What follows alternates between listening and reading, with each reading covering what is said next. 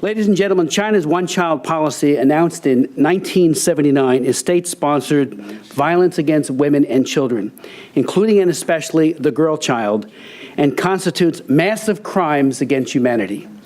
The Nuremberg Nazi War Crimes Tribunal properly construed forced abortion as a crime against humanity.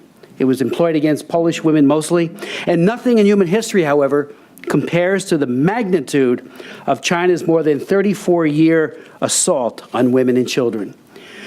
Abortion is a weapon of mass destruction. Hundreds of millions of lives have been exterminated.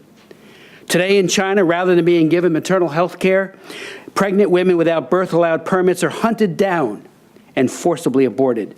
They are mocked, they are belittled, humiliated, and exploited. A mother has absolutely no right or legal standing to protect her unborn baby or herself from this state-sponsored violence. There are no single moms in China, except those who somehow evade the family planning cadres and conceal their pregnancy. Many of them have their pregnancies or live through it on the run, going from place to place. Beijing's one-child policy bans single moms from obtaining government permission to carry the child to term. For more than 3 decades, most brothers and sisters in China have been illegal. The price of failing to conform to the one-child policy is staggering. A Chinese woman who becomes pregnant without a government permit will be put under mind-bending pressure to abort. She knows that out-of-plan illegal children, imagine that, illegal children, are denied education, health care, and marriage, and that fines for bearing a child without a birth permit can be 10 times the average annual income of 2 parents, and those families that can't or won't pay are jailed or their homes are smashed.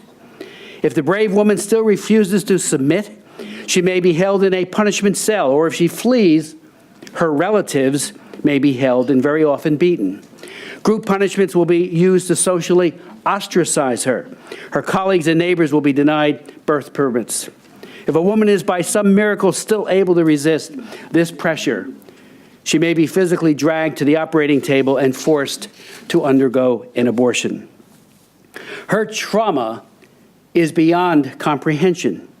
It is a trauma she shares in some degree with every woman in China, whose experience of intimacy and motherhood is colored by pervasive fear. A report released in September of 2012 by the Chinese Center for Disease Control and Prevention, yes, they have a CDC, as do we, but their CDC stated there is a staggering 590 female suicides per day in China, not week, month, per day. 590. China is the only country in the world where female suicide rate is higher than that of males. And according to the Beijing Psychological Crisis Study and Prevention Center in China, the suicide rate for females is over 3 times higher than for males. Over the years, I've chaired almost 50 congressional hearings, human rights hearings, focused in whole or in part on China's one-child policy. 4 of my hearings were focused on the great Chen Quanzhen, the self-taught lawyer who defended women from this vicious policy. And what a price he paid. Jail, beatings, torture. Quanzhen testified once in person and twice by phone from his confinement in a Chinese hospital after his heroic escape. I know of no other person on earth who has personally suffered so much for attempting to stop this cruelty to women. He is a hero. Reggie Littlejohn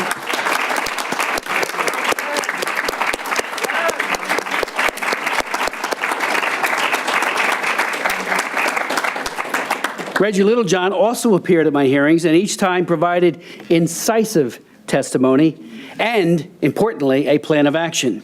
Reggie and her organization, Women's Rights Without Frontiers, has courageously and tenaciously defended the women of China, challenging the government of China itself, but also the governments of the United States and other European nations that ought to be doing far more than they're doing, NGOs and the UN, to cease their enabling and their complicity in these crimes.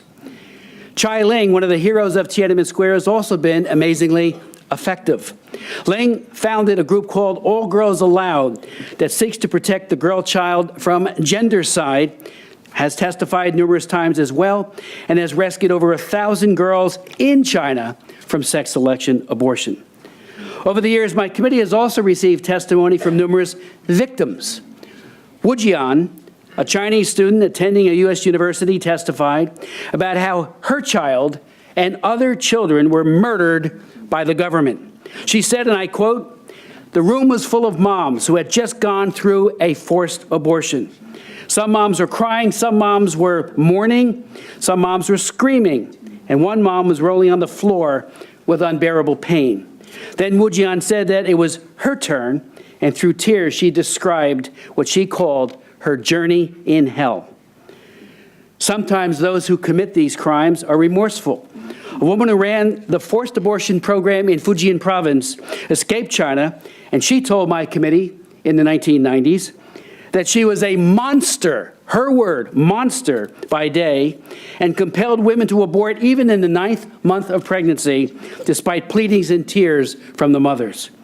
Although haunted by it, she said she carried out her duty with, quote, resoluteness. Women, as we know, bear the major brunt of the one-child policy, not only as victimized mothers.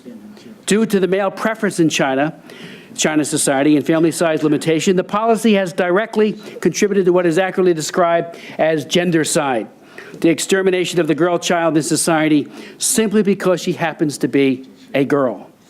As a result of the Chinese government's barbaric attack on mothers and their children, there are tens of millions missing daughters in China today.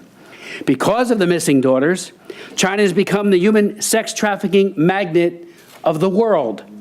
Women and young girls from outside the country are being sold as commodities throughout China, a direct consequence of the one-child policy. Some of you may know I'm the author of the landmark Trafficking Victims Protection Act of 2000, the comprehensive landmark law to prevent trafficking, prosecute traffickers, and protect victims from modern-day slavery. One provision of the law requires an annual assessment of every country. The TIP report, the TIP report, last year said, in pertinent part, China's birth limitation policy, coupled with a cultural preference for sons, creates a skewed sex ratio in China, which served as a key cause of human trafficking of foreign women as brides for Chinese men and for forced prostitution. The report went on to say the number of foreign women trafficked to China is definitely rising and will continue to rise because of the dearth, the lack of women who have been slaughtered through the one-child per couple policy. Recently, an op-ed in the People's Daily, the official newspaper of the Chinese Communist Party, shed light on the worsening demographic nightmare that is China. The article titled, "Leftover Men to be a Big Problem," admits there is a bachelor's crisis that will trigger a moral crisis of marriage and the family, and that the continual accumulation of the number of unmarried men will greatly increase the risk of social instability.